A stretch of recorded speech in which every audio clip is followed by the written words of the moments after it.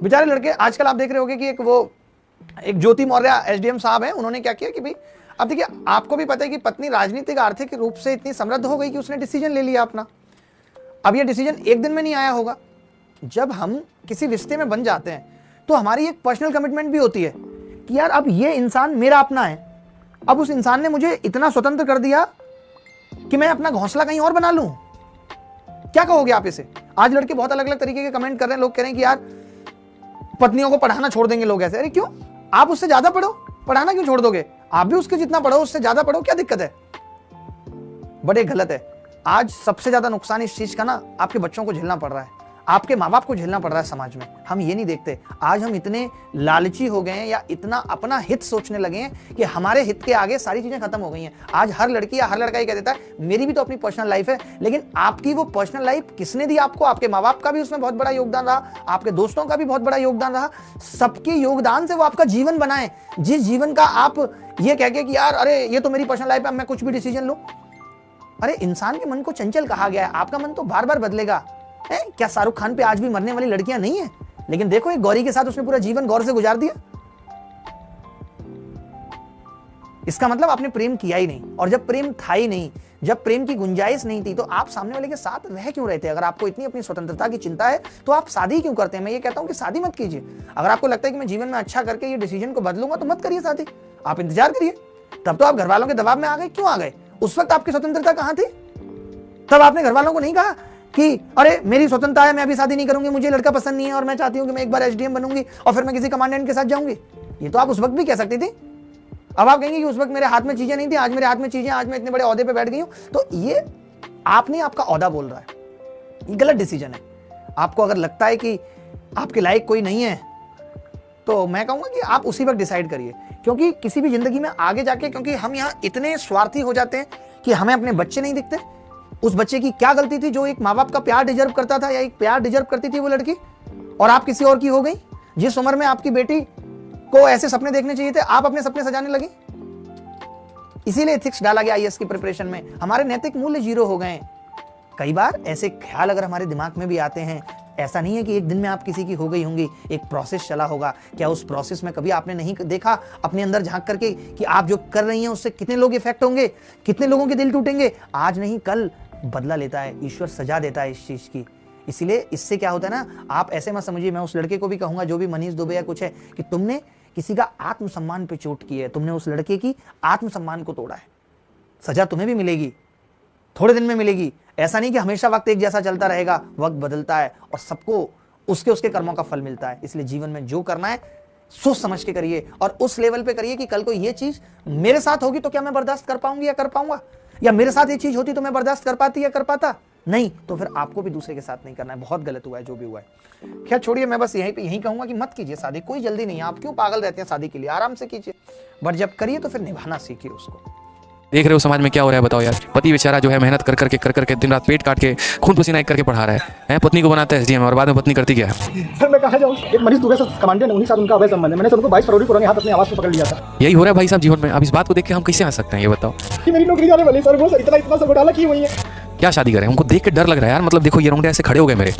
पत्नी को पढ़ाने में ये हाल है तो गर्लफ्रेंड को पढ़ाने मेरे भाई क्या होगा? एक बच्चा कहता है स्माइल कहाँ गई है आपकी?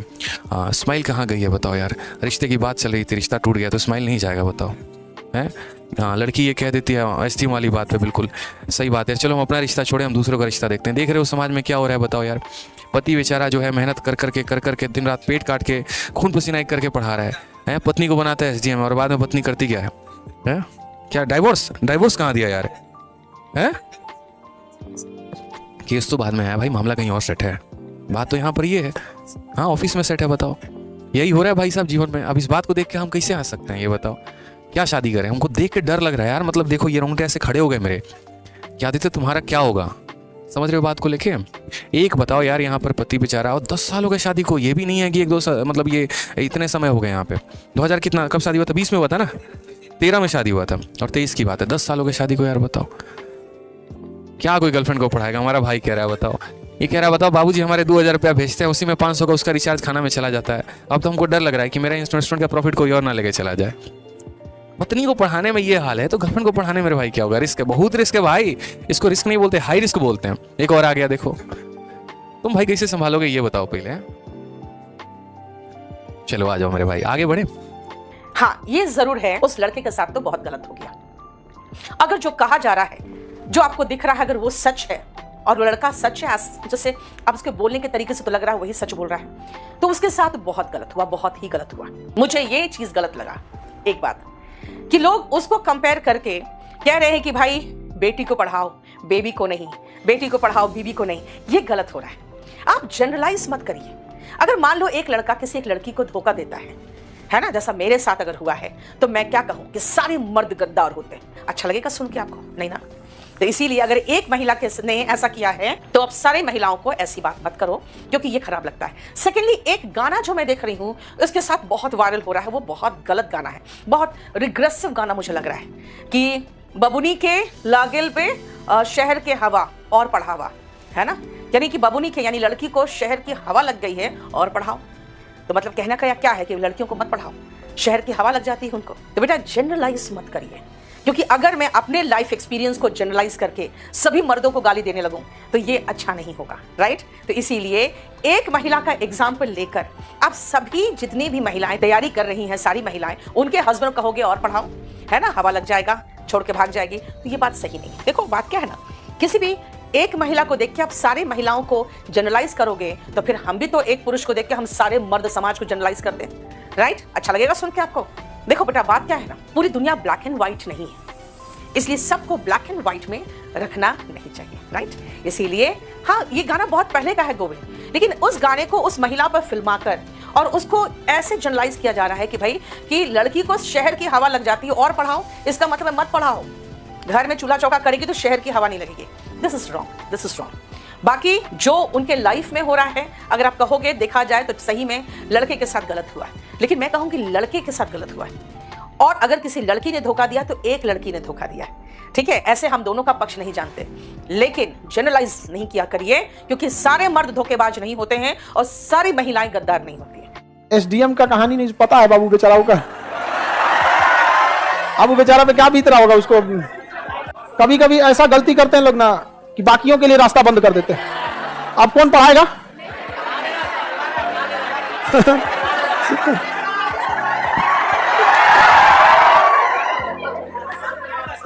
ये कह रहा है कि सर पढ़ाना तो छोड़िए, जो भेजा था वो वापस बुला रहा है अब।